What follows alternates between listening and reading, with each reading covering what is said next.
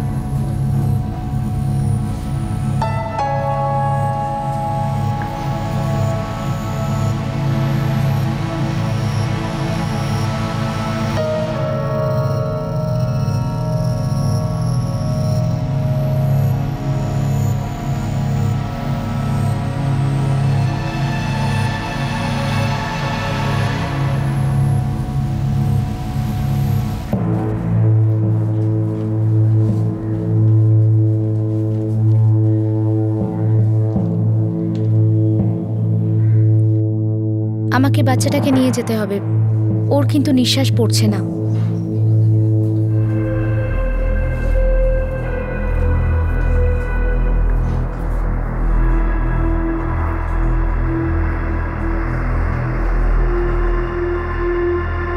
কোথায় গেল আমার ছেলে? এখানেই তো ছিল। কোথায় গেল আমার বাচ্চা? আমার বাচ্চা কোথায় গেল? আপনি আমার বাচ্চাকে দেখেছেন আপনি? না। আপা আপা, ওখানে ওখানে আমার ছেলেটা শুয়েছিল। আপনি কি দেখেছেন? আমি তো ঘুমোচ্ছিলাম, আমি কি জানি। আমি কাউকে দেখিনি আপনার বাচ্চাকে নিয়ে যেতে। কোথায় গেল আমার ছেলেটা? এখানেই তো শুয়েছিল। কি হয়েছে? ও, আমার ছেলেটা নেই ওখানে। নেই মানেটা কি? ওর তো দোলনায় থাকার কথা। এইটাই তো বলছি আপনাকে। দেখুন, এই যে এখানে নেই ও। আপনার আব্বু কোথায়? উনি তো এখানেই ছিলেন। আমি ঘুমিয়ে পড়েছিলাম, যখন ঘুম ভাঙলো তখন আব্বুও ছিল না আর বাচ্চাটাও ছিল না। তাহলে উনি আপনার বাচ্চাকে নিয়ে যাননি তো? আমি কিচ্ছু জানি না। আপনি দয়া করে আমার বাচ্চাটাকে খুঁজে দিন। আরে আপনি শান্ত হয়ে যান, এখানে বসুন। বসুন, আপনি এখানে বসুন, আমি দেখে আসছি।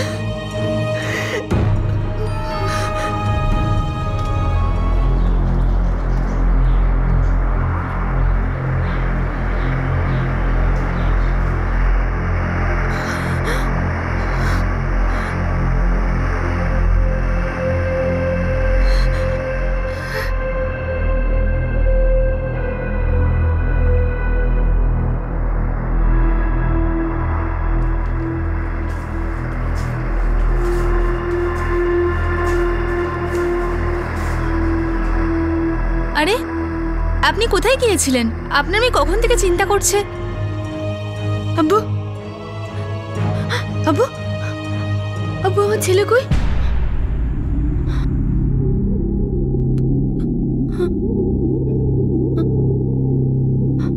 আব্বু, আব্বু কিছু বলছে না কেন? আমার ছেলে কোথায়? শোন মা, ও আর বেঁচে নেই। আব্বু, এই তুমি কি বলছো? এ কি করে হতে পারে? তুই যখন ঘুমোচ্ছিলি হঠাৎ তোর নিঃশ্বাস বন্ধ হয়ে যায়।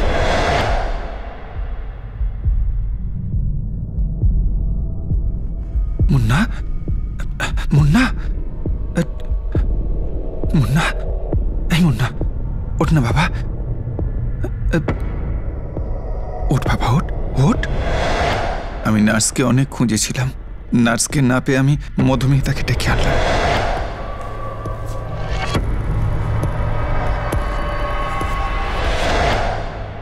আব্বু, তোমার আমাকে ডাকা উচিত ছিল। মা, আমি নিজে খুব ঘাবড়ে গিয়েছিলাম, তখন আর মাথা কাজ করছিল না।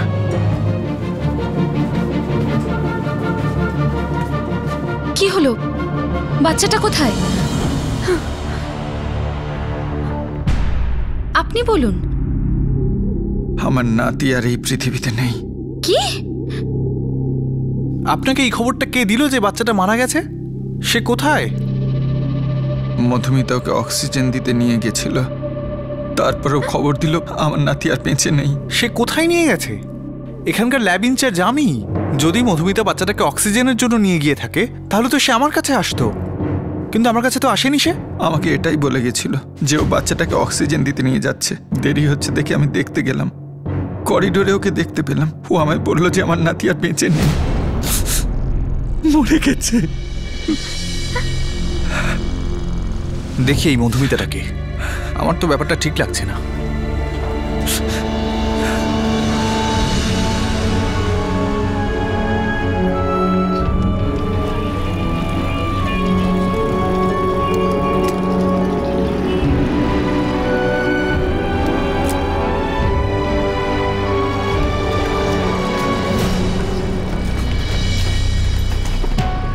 The number you have dialed is switched off. মধুমিতাকে হাসপাতালে কোথাও খুঁজে পাওয়া যাচ্ছে না। ওর ফোনটাও তো অফ দেখছি। আমাদের এবার ম্যাডামকে বলতেই হবে। হ্যাঁ চলো তাই করি। এভাবে কেউ কি করে বলতে পারে যে আমাদের বাচ্চা নেই? ডাক্তার কি কিছু বলেছে? রেহানা, বাচ্চাটা নিঃশ্বাস নিচ্ছিল না, আমি নিজের চোখে দেখেছি। তুমি তোমার মেয়েকে এখানে সান্ত্বনা দেবার বদলে দেখছি তদন্ত করছো।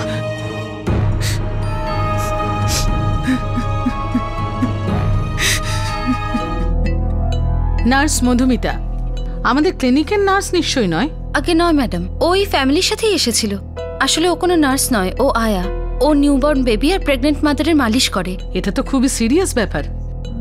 এই ব্যাপারটা থেকে আমাদের দূরে থাকা উচিত, না হলে এর থেকে আমাদের ক্লিনিকের রেপুটেশন খারাপ হবে। আর এমনিতেও এটা ওদের নিজেদের ব্যাপার। ওই মহিলা ওদের সঙ্গেই এসেছিল আর মনে হয় বাচ্চাটা ওই নিয়ে গেছে, কিন্তু আমাদের তাতে কি? এটা ওদের নিজেদের ব্যাপার, ওরা নিজেরাই বুঝুক।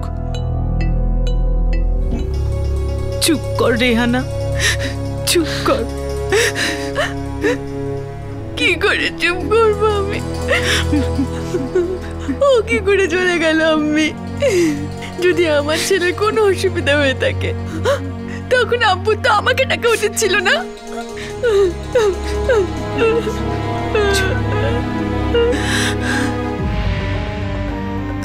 মা, তুই এই টাকাটা রাখ আর আড়তে গিয়ে কিছু সবজি নিয়ে আয়। আর সেহনাজ, তুই ঠেলাটা বার কর। আজকে আমি আর তোর মা কাজে যেতে পারবো না, তাই পুরো কাজটা তোদের দুজনকেই সামলাতে হবে। কিন্তু আব্বু, কিভাবে যাব? ইয়াসমিন আপার মনটা খুব খারাপ আজকে। মা, তোরা চিন্তা করিসনি, আমরা সবকিছু সামলে নেব। তোরা দুজন ব্যাস কাজটা ঠিকঠাক করবে যা।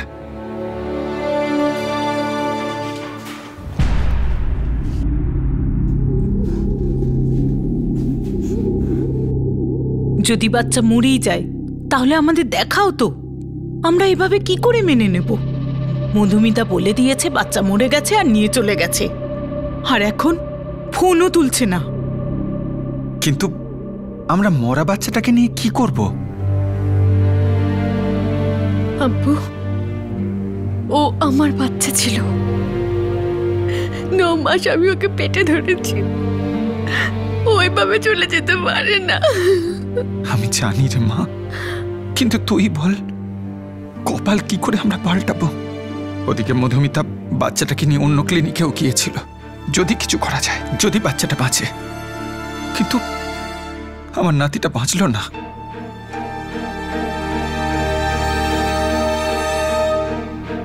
দেখুন, পরিষ্কার ব্যাপারটা এটাই যে ওই মহিলাকে, কি জানি নাম, মধুমিতাকে আপনারাই নিয়ে এসেছিলেন আর ওই বাচ্চাটাকে নিয়ে গেছে।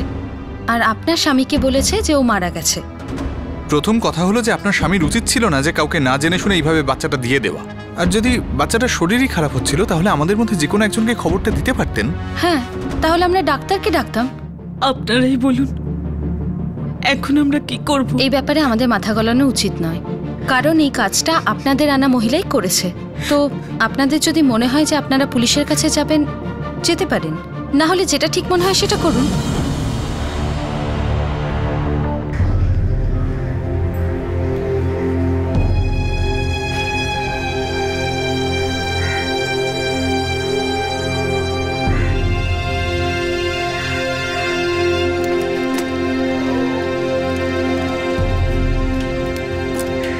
একজন ভাড়া করা নার্স বাচ্চাকে মৃত ঘোষণা করে আর বাচ্চাটা উধাও হয়ে যায়। যা হয়েছিল তা বাচ্চার দাদু মেনেও নিয়েছিলেন, আর একই সঙ্গে নিজের পরিবারকে পরিস্থিতির সঙ্গে মানিয়ে নেওয়ার জন্য চাপ দিচ্ছিলেন। প্রতিটি বিষয়ই বেশ সন্দেহজনক ছিল। পরিষ্কার ষড়যন্ত্রের আভাস পাওয়া গেলেও কিছুই করার ছিল না।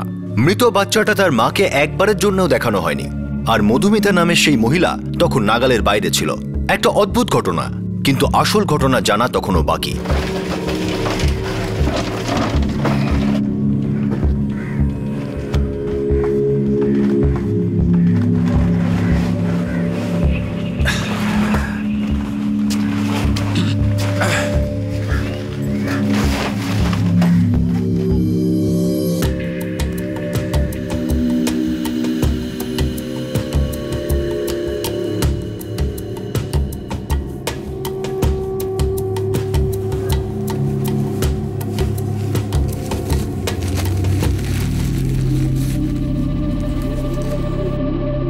মা ইয়াসমিন, এটা রাখ, তোর কাজে লাগবে। আর তুই তোর খেয়াল রাখবি। এ টাকাটা তুমি রাখো সংসার খরচার জন্য।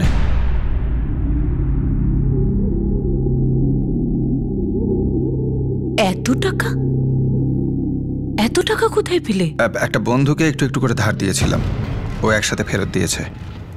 আমি একটা কাজে একটু বাইরে যাচ্ছি, ফিরতে 2-3 দিন দেরি হবে। তুমি কিন্তু ইয়াসমিনের খেয়াল রাখবে।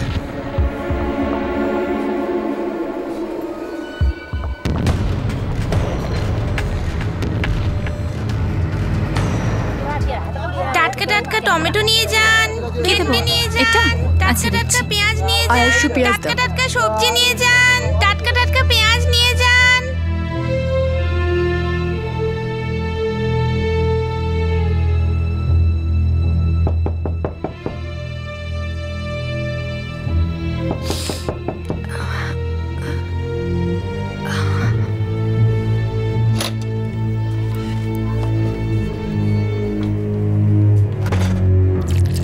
আমি বল মা। একটা কথা বলার ছিল। আমার মনে হচ্ছে আব্বু মিথ্যে কথা বলছে। আমার ছেলে এভাবে মরতে পারে না। আমি আমার ছেলের সাথে ঠিক কি হয়েছে এটা ভাবতে ভাবতে আমি পাগল হয়ে যাব। এভাবে আমি বাঁচতে পারবো না। তাহলে তুই কি করতে চাস বল? আমি সত্যিটা জানতে চাই। তুই তো জানিস তোর আপু কোনোদিন সত্যি বলবে না। আজকে যদি তোর স্বামী তোর সঙ্গে থাকতো। তুমি খুব ভালো করেই জানো যে ও আর কখনো ফিরবে না। তাহলে এখন আমি কি করব বল? আমরা পুলিশের কাছে যেতে পারি। আমার বাচ্চা এইভাবে আমাকে ছেড়ে চলে যেতে পারে না। ও একদমই ঠিক ছিল আমার ঘুমানোর আগে।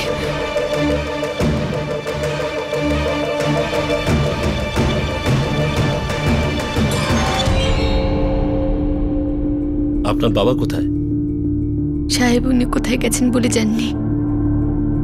আর সাহেব, ওই বন্ধুকে টাকা ধার দেওয়ার ব্যাপারটাও আমাদের মিথ্যে মনে হচ্ছে। আমরা তো এতটাই গরিব যে আমাদের তো কখনোই পেট ভর্তি খাবারটাও জোটে না, তো অন্যকে এত টাকা কি করে ধার দেবে?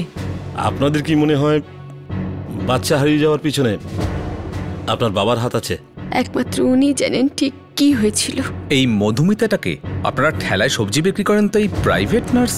আগে আমরা ওকে এখানে ডাকিনি। যখন ও স্বামীর ঘর ছেড়ে আমাদের এখানে চলে আসে তখন ওর আব্বু মেয়েটাকে এখানে ডাকে, আর কখনো কখনো ওর মালিশও করতো।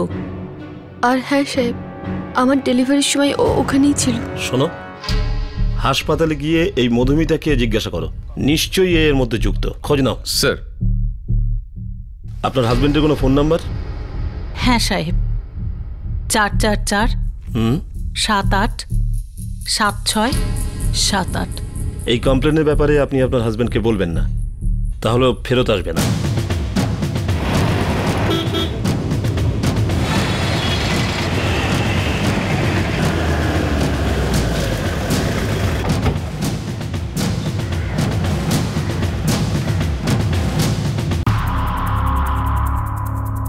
স্যার আমার মনে হয় মহিলার আব্বু মিথ্যে কথা বলছেন, কারণ স্যার ক্লিনিকে বাচ্চাটার মারা যাওয়ার বিষয়ে কেউ কিচ্ছু জানে না। তাছাড়া বাচ্চা একদম নর্মাল ছিল, কোনো কমপ্লিকেশনও ছিল না। আর যদি বাচ্চাটার শরীর খারাপ হয়েছিল তো আমাদেরকে ডাকতে পারতো, কিন্তু উনি সেই মহিলাকে ডাকলেন, মধুমিতাকে। আপনি বলতে পারবেন এই মধুমিতাকে কোথায় পাবো? না স্যার, আমি তোকে চিনিও না। স্যার ওই মধুমিতা তো আমার কাছে বাচ্চাটাকে আনেইনি। নর্মাল কেসে কি হয় স্যার, যদি এরকম কিছু হয় তাহলে সমস্ত ইনফরমেশন আমার কাছে থাকে, কারণ বাচ্চার সব রকমের ওষুধপত্র এখান থেকেই ডিসপ্যাচ হয়। স্যার আমার খুব মনে হচ্ছে যে এই মধুমিতা আর ইয়াসমিনের বাবা এরাই কিছু একটা করেছে। এই মধুমিতার সম্বন্ধে আর কিছু জানেন কি? কোথায় থাকেন উনি? না স্যার, ও তো ওই ফ্যামিলির সঙ্গেই এসেছিল। আমি কমপ্লেনটা এই জন্য করিনি কারণ মনে হয়েছিল এটা ওদের নিজেদের ব্যাপার। আর তাছাড়া মেয়েটির বাবা এসব শুধু তার ফ্যামিলিকেই বলেছিল, আমাদের কিছুই বলেনি। কিন্তু এই বাচ্চাটা তো আপনাদের ক্লিনিকেই জন্মেছিল। আগে হ্যাঁ জন্মেছিল, কিন্তু যদি কোনো ফ্যামিলি মেম্বার বাচ্চাটা নিয়ে পালিয়ে যায় আর যদি বলে বাচ্চা মরে গেছে, তাহলে আমরা কি করতে পারি? দেখুন ইন্সপেক্টর, আমরা আমাদের ক্লিনিককে কোনো পুলিশ কেসে জড়াতে চাই না। এই ব্যাপারটাতে তো আমরা নিজেরাই শকড। আর এই যে মধুমিতা, আগে তো আমি ভেবেছিলাম যে ও হয়তো ওদের কোনো আত্মীয়, কিন্তু পরে জানতে পারি যে ও ওদের প্রাইভেট নার্স ছিল। স্যার ওই নার্স মধুমিতা সম্পর্কে কেউ কিছুই জানে না, কিন্তু মেয়েটির বাবা সেলিমের সঙ্গে নিশ্চয়ই কোনো সম্পর্ক আছে। দেখো, ভাববার বিষয় এটা, ইয়াসমিনের বাবার কাছে এত পয়সা এলো কোত্থেকে? নিশ্চয়ই ও বাচ্চার সাথে কিছু করেছে এবং পালিয়ে গেছে। ওর সেলফোনও বন্ধ আর ওর লাস্ট লোকেশনও ট্র্যাক করা যায়নি। আমাদের যেভাবে হোক এই মধুমিতাকে খুঁজে বার করতে হবে। এই মেয়েটাকে ইয়াসমিনের বাবা সেলিমই তো নিয়ে আসে।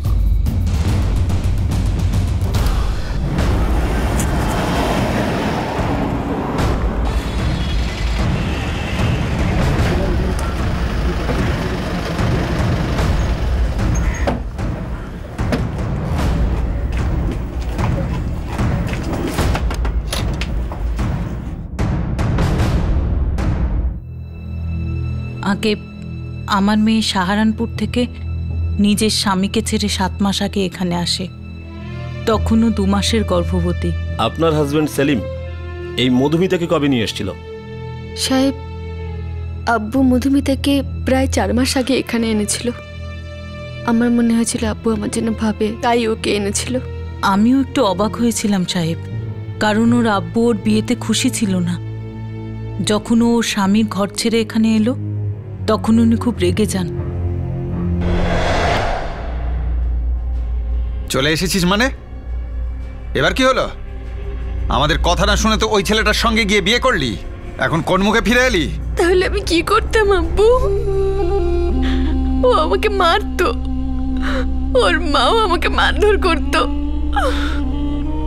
আর আমাকে বললো আমাদের বাড়ি থেকে তুই বেরিয়ে যা। আমি 2 মাসের গর্ভবতী, কোথায় যেতাম আমি? তার মানে এখন তোর ঝামেলা আমায় সামলাতে হবে? বাড়িতে এমনিতেই এতগুলো লোকের খাবার জোটে না, তারপর আবার তুই ফিরে এলি, আবার পেটে বাচ্চা নিয়ে। কয়েকদিন পর আরো একটা লোক বাড়বে। ঘৃণা ধরে গেছে তোমাদের প্রতি।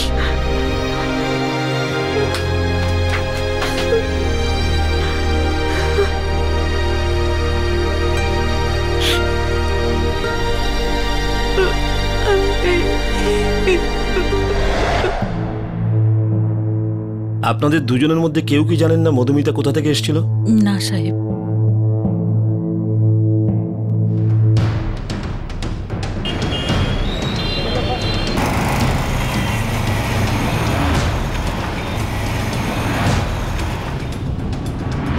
স্যার সেলিম চৌমাথায় সবজি নিয়ে বসে, ওর আরো 2 মেয়ে নাগমার শেহনাজ এখন দোকান সামলায়। বাচ্চাটা সেলিমই চুরি করেছে, একদম শিওর। শুধু ভগবানের কাছে প্রার্থনা করো বাচ্চাটা যেন তান্ত্রিকের কাছে না পড়ে।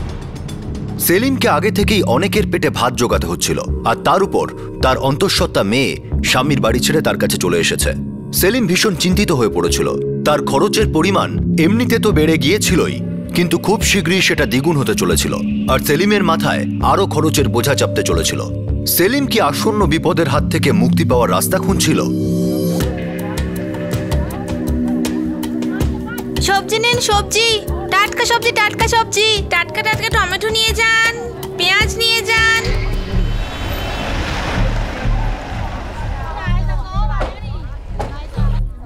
স্যার ওই যে সেলিমের দোকান, আর ওই ওর 2 মেয়ে। এই মেয়ে দুটোকে ছেড়ে দে। এই যে সামনে সাদা জামা পরে দাঁড়িয়ে আছে, একে জিজ্ঞাসা করি।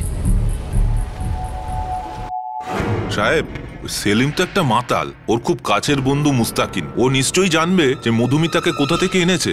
এই লোকটাকে কোথায় পাবো? স্যার, ও তো ওই ঝুড়িতে করে সবজি বেচে, সারাদিন এদিক ওদিক ঘোরে। ওকে আপনি রাত্রিরে পাবেন এই বস্তিরই দেশি মদের ঠেকে। তুমি চেনো ওই লোকটাকে? হ্যাঁ সাহেব। তুমি রাতে আমাদের সঙ্গে যাবে। ঠিক আছে সাহেব।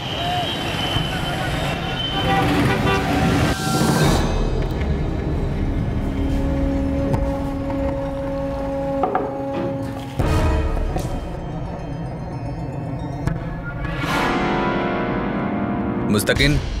হ্যাঁ, আপনি কে? মধুমিতাকে।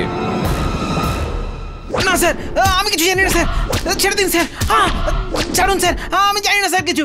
বললাম তো বলছি স্যার। তাড়াতাড়ি বল, বল তাড়াতাড়ি। মধুমিতা কে আর কোথায় থাকে? দুর্গানগর বস্তিতে। ওকে সেলিমের কাছে কে এনেছিল? আমি স্যার। এবার তুই বল, কি করে আমি চালাবো বাড়ির এত খরচ? এখনো শাহনাজ আর নাগমার নিকা করাতে হবে।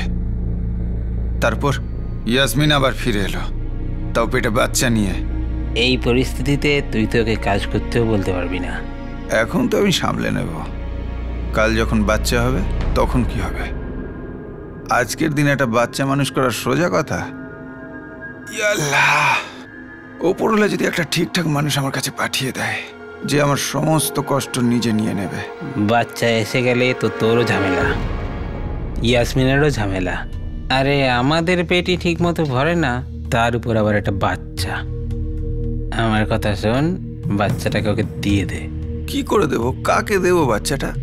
একটা মেয়ে আছে যাকে আমি জানি, প্রাইভেট নার্সের কাজ করে। এইসব পরিস্থিতিতে খুব কাজে লাগবে। কিন্তু বাচ্চা নিয়ে কি করে ও? ওটা আমি জানি না, কিন্তু এইরকম অপ্রয়োজনীয় বাচ্চার বদলে টাকাও দেয়। আমিও কি টাকা পাবো? ও তো আমাকে এইরকমই বলেছিল। তো তুই হলি সেই কালপ্রেট যে মধুমিতাকে সেলিমের কাছে নিয়ে গিয়েছিলি। কি করে মধুমিতা বাচ্চাদের সাথে? জানি না স্যার।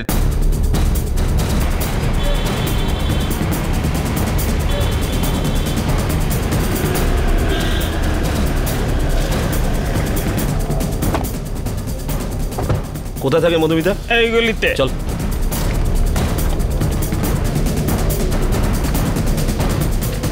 এটাই ওর ঘর স্যার। তুমি এসো।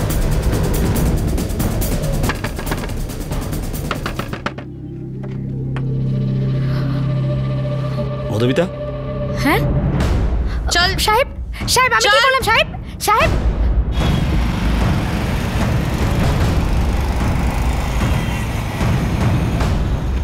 আমি কিছু জানি না সাহেব, বাচ্চাটা মরে গেছিল। কোনো ব্যাপার না, একবার থানায় চল, দেখবি নিজে নিজেই মনে পড়বে।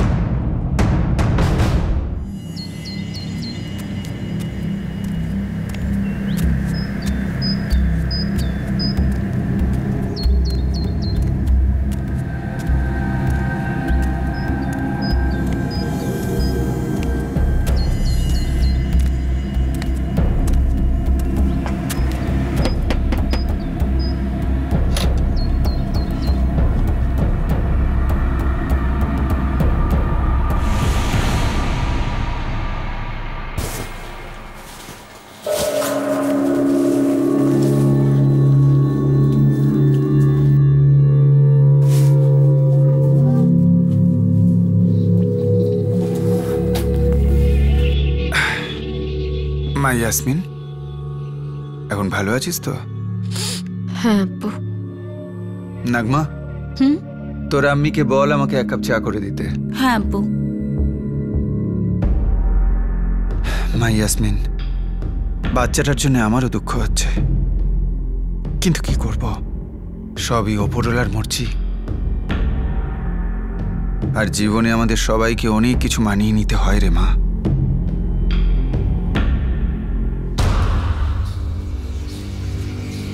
মধুমিতা, সত্যি কথা বল, বাচ্চা কোথায়? বল। এই কনস্টেবলকে যদি বলি না, তোর হাড় গোড় একেবারে গুঁড়ো করে দেবে। বল বাচ্চা কোথায়? বলবি না তো? শোনো, হাড় গোড় এক করে দাও। কিছু বলতেও যদি চায় শুনবে না, সকাল পর্যন্ত পেটাও, কিচ্ছু শুনতে চাই না। সাহেব সাহেব আমি সব সত্যি কথা বলছি সাহেব, সাহেব আমি বলছি তো।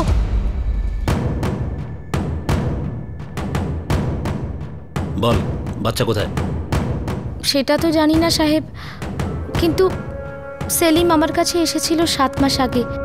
ও বলছিল যে বাচ্চাটা থেকে যে কোনোভাবেই মুক্তি পেতে চাই ও। আর তুই পাইয়ে দিলি মুক্তি? না সাহেব, আমি তো শুধু বাচ্চাটাকে বেচার ব্যবস্থা করেছিলাম। কাকে বেচেছিলিস বাচ্চা? সাহেব আমি বেচিনি সাহেব, আমি তো একজনকে দিয়েছি। কাকে দিয়ে দিস তুই? একটা লোক আছে, হংসরাজ সিং। হংসরাজ ওই ক্লিনিকের ল্যাবে যে কাজ করে? হ্যাঁ সাহেব। Welcome to bitten world, how may I assist you? নতুন ফ্ল্যাটের জন্য একটা স্ট্যান্ড ফ্যান আর কুলার নেব।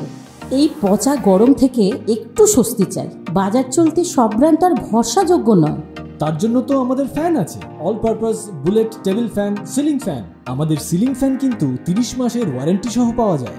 আছে ফারাটা 2 বছরের ওয়ারেন্টি, 17 থেকে 20 মিটার এয়ার ফ্লো, মধ্যবিত্তের সাধ্যের মধ্যে একমাত্র ভরসাযোগ্য ব্র্যান্ড বিটেন। আমাদের কুলারের কিন্তু অনেক range, 45 litres, 50 litres, 70 litres, 90 litres, 110 litres. Honeycomb সহযোগে বিটেনের সব কুলারের ওয়ারেন্টি 1 বছর। চেনা হাওয়ায় অচেনা অনুভূতির জন্য একমাত্র আদর্শ বিটেন। গরমে স্বস্তি পেতে বিটেনের ফ্যান হোক বা কুলার আজই আনুন বাড়িতে। Beaten, digitally yours.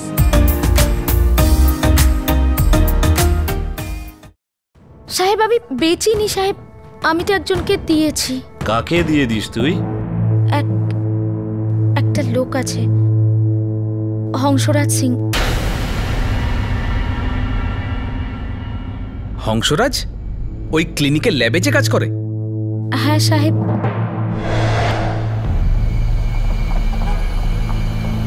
ওর পেটে 3 মাসের বাচ্চা। বাচ্চাটার মা জানে যে তার বাবা বাচ্চাটা বিক্রি করতে চায়? আমার তো মনে হয় না। তাহলে তো আমাদের একটা প্ল্যানিং করতে হবে। আমার কাছে একটা পার্টি আছে, আমাদের এমন কিছু করতে হবে যে বাচ্চাটার মা যাতে কোনো ঝামেলা না করে। ওরা ভীষণ গরিব, আমার মনে হয় না কোনো ঝামেলা করবে। একটা কাজ কর, ওকে আমাদের ক্লিনিকে নিয়ে আয়, সেখান থেকেই আমরা ম্যানেজ করতে পারবো। আচ্ছা কত টাকা পাবো আমি? সেটা পরে জানিয়ে দেবো। বিক্রেতা পেয়ে গেছি। কোথায় আর কখন পাবো? তুমি বলো। 90,000। যদি মালটা পজিটিভ হয় তাহলে কিন্তু টাকাটা বেশি লাগবে। আমি এর থেকে বেশি আর দিতে পারবো না। আরে স্যার,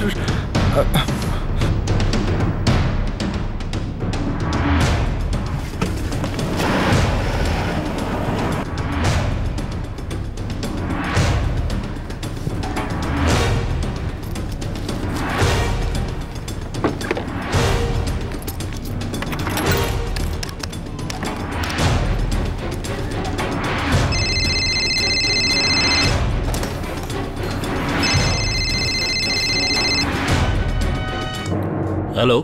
হ্যাঁ সাহেব, আমি ইয়াসমিন বলছি। হ্যাঁ ইয়াসমিন, আমরা মধুমিতাকে পেয়ে গেছি, কিন্তু বাচ্চা সম্পর্কে এখনো কোনো খোঁজ পাইনি। কিন্তু এটা জানতে পেরেছি তোমার বাবা আর মধুমিতা ছাড়াও এই র্যাকেটে কাজ করার জন্য আরও একটা লোক আছে। আমি আপনাকে এটা বলার জন্য ফোন করেছি, আমার আব্বু এখন বাড়িতে। আমি আপনাকে বাড়ির বাইরে থেকে ফোন করছি। ঠিক আছে, আমরা আসছি। তুমি বাড়ি যাও, কিন্তু খবরদার তোমার বাবা যেন জানতে না পারে আমরা আসছি। ঠিক আছে সাহেব।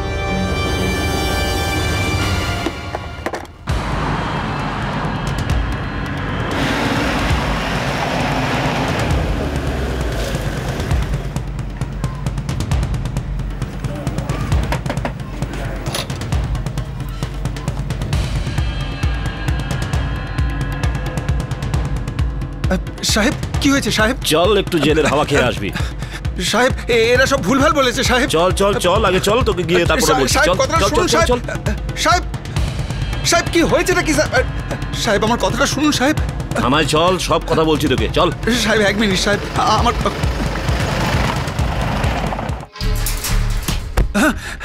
চল। বল বাচ্চা কোথায়? বল। হাড়গোড় যদি ঠিক রাখতে চাস তাহলে বল বাচ্চা কোথায়? বাচ্চাটা আমি দিল্লির পার্টিকে বেঁচে দিয়েছি। দিল্লির কোন পার্টি? একটা বন্ধুর মাধ্যমে ফেসবুকে কথা হয়েছিল। 90,000 আমি বাচ্চাটা বেঁচে দিয়েছি। 40,000 আমি সেলিমকে দিয়েছি আর 20,000 মধুমিতাকে দিয়েছি। চলট বল কে তোর বন্ধু, এদের একটু যত্নআত্তি কর।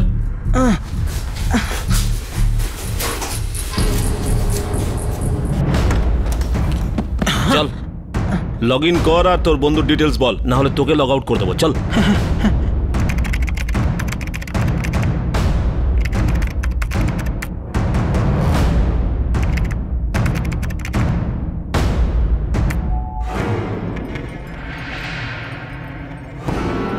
স্যার এই হলো গৌরব কালরা। কে এটা? স্যার ওর সঙ্গে আমার 1.5 বছর আগে বন্ধুত্ব হয়েছে। ও আমাকে বলেছিল যে ওরা বাচ্চা কনসিভ করতে পারছে না আর সেজন্যই ওরা বাচ্চা দত্তক নিতে চায়। বাচ্চাকে দত্তক নেওয়ার প্রসিজিওরটা খুব লম্বা স্যার, তাই ও আমাকে বললো যে আমি ওকে হেল্প করতে পারবো কিনা, কেননা আমি মেটারনিটি হোমে কাজ করি তো। আর তুমি বলেছো পুত্রবতী ভব আর বাচ্চার জোগাড় করে দিয়েছো। স্যার ওই মধুমিতা আমাকে বললো যে ইয়াসমিনের পরিবার বাচ্চাটা চায় না, কেননা ওরা খুব গরিব স্যার। আমি ভাবলাম যে এই পরিবারটা সাহায্য করা যাক, এরাও একটা বাচ্চা পেয়ে যাবে আর বাচ্চাটারও ভবিষ্যৎ ভালো হবে। বাচ্চা বিক্রির কাজ করিস আর নিজেকে সাধু ভাবিস? 444578987 স্যার এটাই গৌরবের নাম্বার। এটাই ওর নাম্বার? হ্যাঁ স্যার এই নম্বরটাই। আমি এই নম্বরটাতেই ওকে ফোন করেছি আর তারপর দেখা করি। গৌরব কাল আমি বাচ্চাটাকে পেয়ে যাচ্ছি। ছেলে না মেয়ে? ছেলে। আমাকে ছবিটা পাঠাও। কিন্তু বাচ্চাটার দাম পড়বে 1 লাখ। হংসরাজ আমি আগেও বলেছি যে আমি 90,000-এর বেশি দিতে পারবো না, বোঝার চেষ্টা করো ভাই। ঠিক আছে, কিন্তু অমৃতসরে এসে তোমাকে বাচ্চাটা নিয়ে যেতে হবে। ঠিক আছে ছবি পাঠাও, আমি পরশুই আসছি। গৌরব কালরা একজন ব্যবসায়ী আর বাচ্চার দাম দিয়েছে মাত্র 90,000। হ্যাঁ স্যার, শুধু এইটুকুই। সত্যি কথা বল, কত টাকায় বিক্রি করেছিস? স্যার আমি সত্যিই জানি না, আমি কখনো ওর সঙ্গে দেখা করতে দিল্লি যাইনি স্যার। ও নিজে এখানে এসেছিল বাচ্চা নিতে।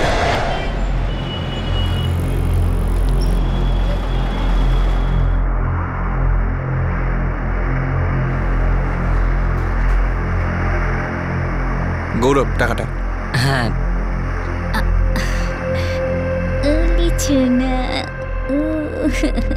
এই নাও।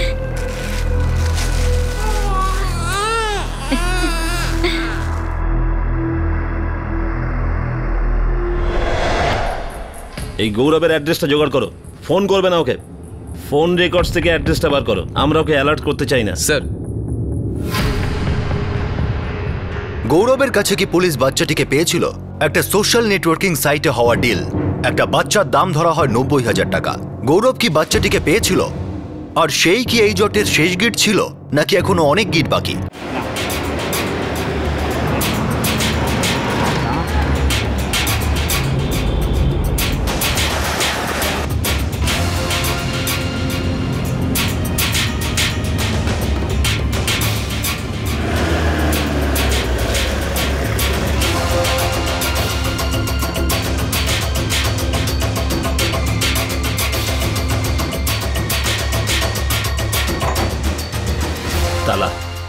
ফোন রেকর্ডের ঠিকানা তো এটাই ছিল, 12/134 জাহাঙ্গীরপুর, নাম গৌরব কালরা।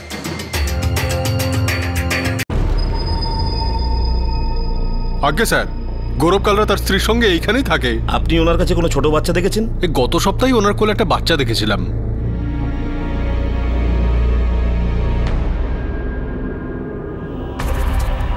কোথায় গেছে ওনারা? আমার মনে হচ্ছে ওরা কোনো ডাক্তারের কাছে গেছে। গতকাল গৌরব বলছিল যে বাচ্চাটার শরীর নাকি খুব খারাপ। আমাদের গৌরবের সাথে খুব দরকার, আপনি বলতে পারেন কোন ডাক্তারের কাছে গেছে উনি? ও নিশ্চয়ই চাইল্ড স্পেশালিস্ট অবিনাশ শর্মার ক্লিনিকে গেছে। কোথায় ওনার ক্লিনিক? এই তো মোড়ের মাথাতেই। থ্যাংক ইউ, চলো।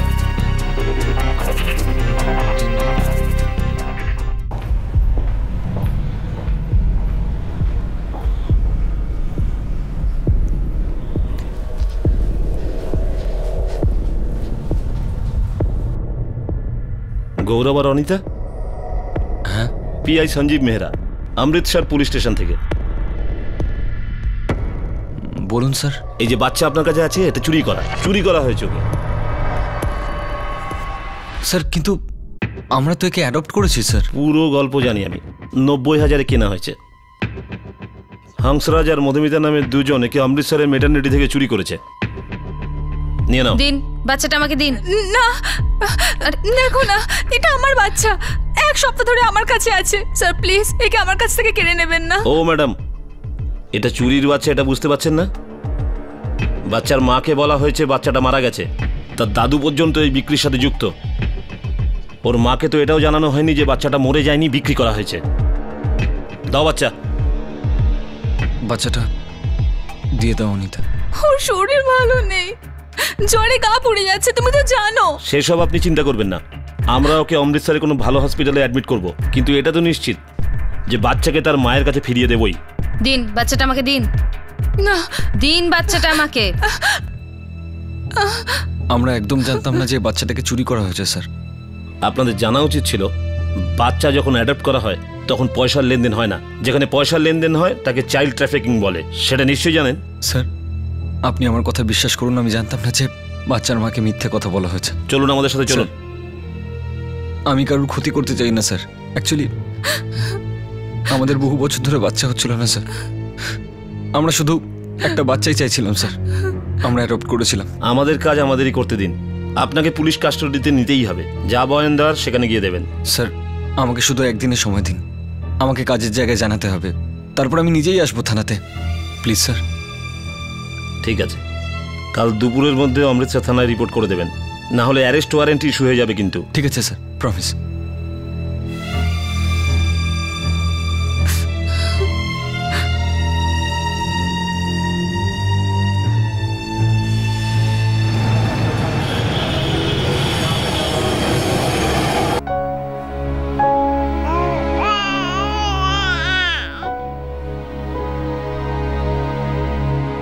দেখুন, চিন্তার কোনো কারণ নেই, বাচ্চার একটু হালকা জ্বর আছে।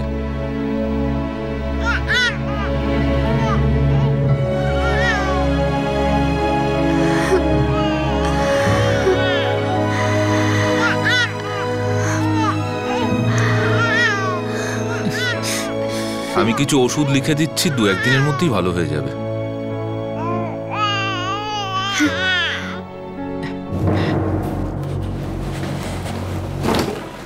স্যার, ওই গৌরবের ফোনটা বন্ধ স্যার। মানুষ বলে পুলিশরা কারোর উপর ভরসা করে না, এখন ভরসা করে ভুল করে ফেলেছি। ওর প্রতিবেশী দিনেশ, যার সঙ্গে কাল দেখা হয়েছিল, ও বলছে গৌরব আর ওর স্ত্রী বাড়ি ছেড়ে চলে গেছে। ওদের ট্র্যাক করো, ওদের গল্পে আমার সন্দেহ আছে। স্যার ও একটা সাধারণ বাস ড্রাইভার। প্রথমত 90,000 বাচ্চা কেনা ওর ক্ষমতার বাইরে, আর ও নিজের স্টেটাসে বিজনেসম্যান লিখেছে। কিছু না কিছু গন্ডগোল অবশ্যই আছে। বাচ্চার কিছু হয়েছিল, মানে বাচ্চা অসুস্থ হয়ে পড়েছিল, আর বাচ্চাটাকে যেখানে পৌঁছানোর কথা সেখানে পৌঁছতে দেরি হয়ে গিয়েছিল আর ধরা পড়ে গেল।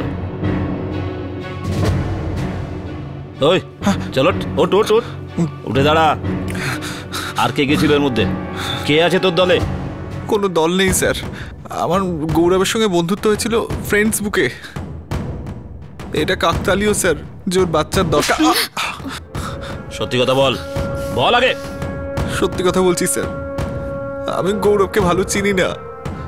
আমার সঙ্গে ওর শুধু একবার দেখা হয়েছিল স্যার। ও আমাকে বলেছিল ওর একটা বাচ্চার দরকার, তারপরে ও কি করবে না করবে আমি জানতাম না স্যার। এ বেটা এভাবে মানবে না, একে থানার ওষুধ দাও। সাহেব সাহেব সাহেব 1 মিনিট। সাহেব একটা কথা বলার ছিল। বলো। আমি সত্যি বলছি, আমি এইসব ব্যাপারে কিচ্ছু জানি না সাহেব। আমি ঠেলায় সবজি বিক্রি করা একটা গরিব মানুষ, নিজের বাচ্চাদেরই ঠিক মতো খাওয়াতে পারি না। তাই জন্য ভেবেছিলাম যে কাউকে দিয়ে দিলে বাচ্চাটা হয়তো খেয়ে পড়ে বাঁচতে পারবে। সাহেব মাত্র 40,000 টাকা পেয়েছি, আপনি চাইলে ওটা নিয়ে নিন, কিন্তু আমাকে এই ঝামেলা থেকে বাঁচান সাহেব। লজ্জা হওয়া উচিত তোমার। প্রথমে তোমার নাতিকে বিক্রি করেছ, এখন আমাকে কিনতে চাইছো। সাহেব ক্ষমতা কোথায় যে বেচা কেনা করব? গরিব মানুষের কপালটাই ফুটো সাহেব। বাধ্য হয়ে মানুষকে তো অনেক কিছুই করতে হয়। আপনি আমার নাতিকে ওই লোকটার হাত থেকে তো ফিরিয়ে এনেছেন, কিন্তু আপনি অভাবের হাত থেকে কি বাঁচাতে পারবেন ওই বাচ্চাটাকে? সেলিম মিয়া, যদি বাচ্চাকে মানুষ করতে না পারো তার মানে এই নয় যে বাচ্চাকে বিক্রি করে দাও। এই গৌরবকে খুঁজে বার করো, ছেড়ো না একদম। ব্যাপারটা অতটা সহজ নয় যেটা দেখে মনে হচ্ছে। এই পুরো ব্যাপারটার পিছনে একটা বড় র্যাকেটের হাত আছে। স্যার,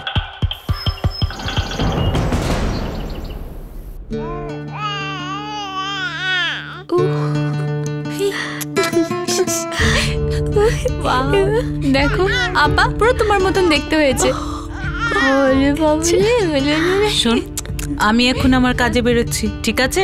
আর তোরা 8 ঘন্টার মধ্যে ঠেলা নিয়ে বেরোবি, মনে থাকে যেন। চলে যাবো আমি। মুন্নার সাথে খেলতে খেলতে আবার ভুলে যাস না যে কাজেও যেতে হবে। আসছি। এটা কি? এটা কি?